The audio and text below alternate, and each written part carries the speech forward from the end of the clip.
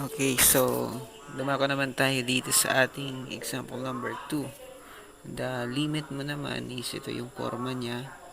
1 over h times the quantity of 1 over x plus h minus 1 over x, where your h is approximately or approaches to 0.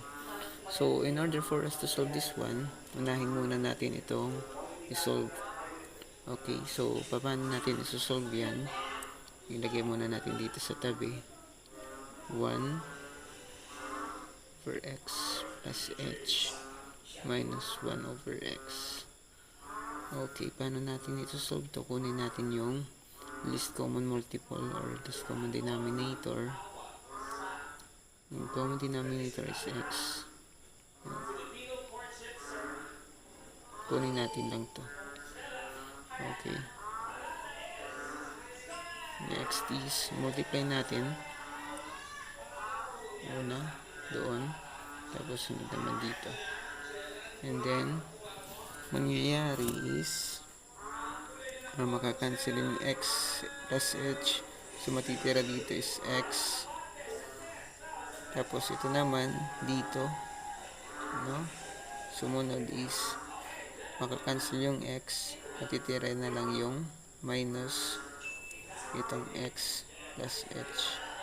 And then, copy the denominator. Okay.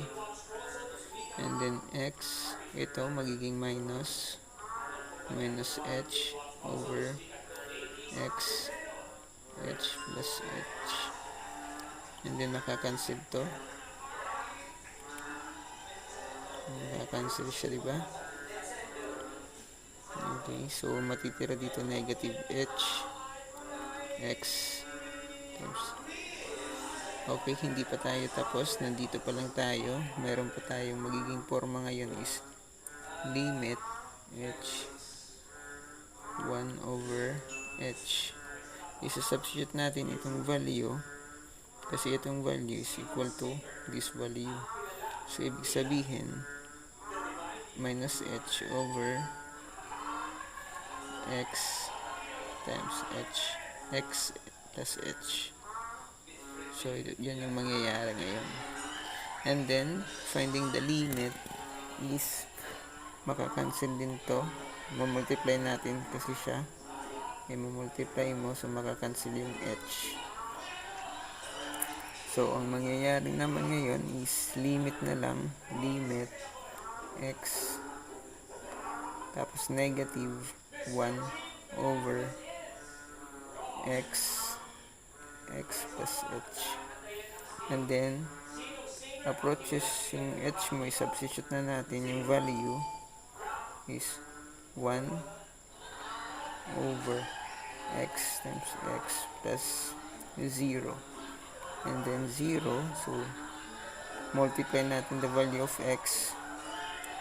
So, ibig sabihin magiging x squared. So, ito yung magiging final answer natin sa ating solution. So, una, kinuha muna natin itong factor. Tapos, tapos kunin natin.